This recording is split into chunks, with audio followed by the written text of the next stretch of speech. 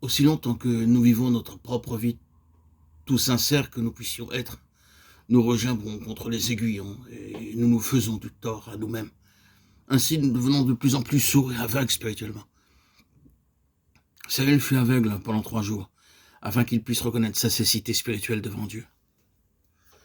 Au lieu de demander « Qui es-tu, Seigneur ?» il aurait pu poser d'autres questions, telles que vous en posez maintenant vous-même. Le Seigneur répondit « Je suis Jésus que tu persécutes. » Le nom de Jésus signifie « Il sauvera son peuple de ses péchés ». Le Seigneur lui dit en fait « Lorsque tu es et que tu persécutes mon peuple, c'est moi que tu es et que tu persécutes. Mais je suis le Sauveur. Bien que tu haïsses mon nom et que tu blasphèmes, je t'aime cependant, Saül. C'est pour toi que j'ai versé mon sang et que j'ai donné ma vie. » Le Seigneur vous dit la même chose. Vous pouvez le respecter, mais la question suivante se présente néanmoins.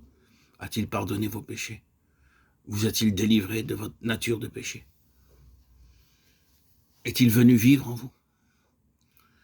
Prenons un exemple. Voilà un médecin très capable, extraordinaire. Si les gens accourent chez lui en foule et de très loin. Si je dis cela à d'autres, ils peuvent me poser la question. Mais vous a-t-il guéri?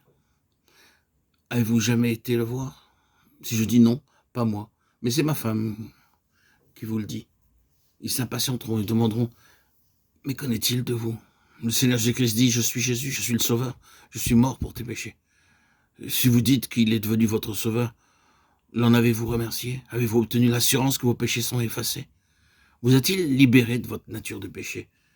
Est-il venu habiter en vous? Saül a répondu à la voix, Seigneur, que veux-tu que je fasse?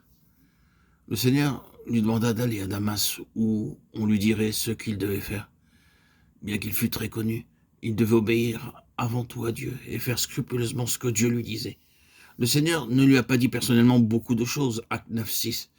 Une personne inconnue, Ananias, fut envoyée vers lui. C'était une personne ordinaire et pas un apôtre. Nous ne savons pas grand-chose à son sujet. Ceux qui sont riches et qui occupent des positions élevées veulent que les gens de distinction leur parlent et non pas les gens ordinaires. Ils pensent ainsi. Je veux qu'un homme ayant un titre me parle des choses spirituelles. Dieu dit, humiliez-vous. Si le Seigneur l'avait voulu, il aurait pu lui-même expliquer à Paul tout le chemin du salut. Mais il ne le fit pas. Il envoya Ananias pour le lui expliquer. C'était là la voix de Dieu pour lui. Et Saül s'humilia et crut ce qu'Ananias lui dit. Maintenant, je connais ce chemin merveilleux, pensa-t-il. Mes péchés ne sont plus. J'ai persécuté celui qui est mort pour moi. Puis, il fut baptisé par Ananias. À partir de ce moment, il entendit bien des fois la voix de Dieu. Et tout au long de sa vie et de son ministère, Saül continua à faire la volonté de Dieu en écoutant sa voix. Acte 16.